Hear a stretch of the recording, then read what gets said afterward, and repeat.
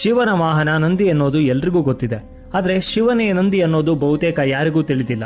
ಹೇಗೆ ಅಂತ ನಿಮ್ಮ ಪ್ರಶ್ನೆ ಆದ್ರೆ ಲಿಂಗ ಪುರಾಣದ ಇವತ್ತಿನ ಕಥೆಯೇ ಉತ್ತರ. ಶಿವಭಕ್ತ ಮುನಿ ಶಿಲಾದರು ಕುರುಡನಾಗಿದ್ರು ಒಮ್ಮೆ ಮಕ್ಕಳಾಗಬೇಕೆಂದು ತಪಸ್ಸಿನಲ್ಲಿ ನಿರತರಾದ್ರು. ಅವರ ತಪಸ್ಸಿಗೆ ಮೆಚ್ಚಿದ ಇಂದ್ರದೇವ ಪ್ರತ್ಯಕ್ಷನಾಗಿ ಏನು ಬೇಕೆಂದು ಕೇಳ್ತಾನೆ.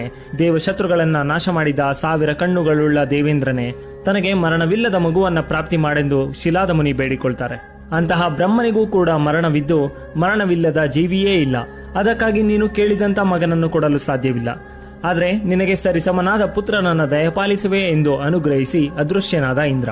ತಕ್ಷಣವೇ ಶಿಲಾದ ಮುನಿ ಶಿವನನ್ನ ಕುರಿತು ಘೋರ ತಪಸ್ಸು ಶುರು ಮಾಡಿದ್ರು ಮತ್ತು ದೇಹವನ್ನ ಕ್ರಿಮಿಕೀಟಗಳು ಕಿತ್ತು ತಿಂದು ಬರೀ ಮೂಳೆಯಷ್ಟೇ ಉಳಿಯುತ್ತೆ, ಅದು ಕೂಡ ತಿಳಿಯದಷ್ಟು ತಪಸ್ಸಿನಲ್ಲಿ ಮಗ್ನರಾಗಿದ್ರು. ತ್ರಿಪುರನಾಶಕನಾದ ಶಂಕರ ಪ್ರಕಟಗೊಂಡು ಶಿಲಾದನ ದೇಹ ಮುಟ್ಟಿ ಅವರ ದೈಹಿಕ ಸ್ಥಿತಿ ಮೊದಲಿನಂತೆ ಮಾಡಿ ಏನು ಬೇಕೆಂದು ಕೇಳಿಕೊಳ್ಳುವಂತೆ ಪ್ರೀತಿಯಿಂದ ಹೇಳ್ತಾರೆ. ಮರಣವಿಲ್ಲದ ಮಗನ ಕರುಣಿಸುವಂತೆ ಮತ್ತದೇ ವರವನ್ನ ಶಿವನಲ್ಲಿ ಬೇಡಿಕೊಳ್ತಾರೆ. ಮೊದಲಿನಿಂದಲೂ ಶಿಲಾದ ಮುನಿಯು ಶಿವಭಕ್ತಿಗೆ ಸೋತಿದ್ದ ಪರಮೇಶ್ವರ, ಲೋಕಕ್ಕೆಲ್ಲ ನಾ ತಂದೆಯಾದರೆ ನೀನು ನನಗೆ ತಂದೆಯಾಗುವೆ, ನಂದಿ ಎಂಬ ಹೆಸರಿನಿಂದ ನಾನೇ ನಿನ್ನ ಮಗನಾಗುವೆ ಅಂತ ತಿಳಿಸ್ತಾರೆ. ಈ ವರವನ್ನ ಪೂರೈಸಲು ಶಿಲಾದ ಮುನಿ ಯಜ್ಞ ಮಾಡ್ತಾರೆ.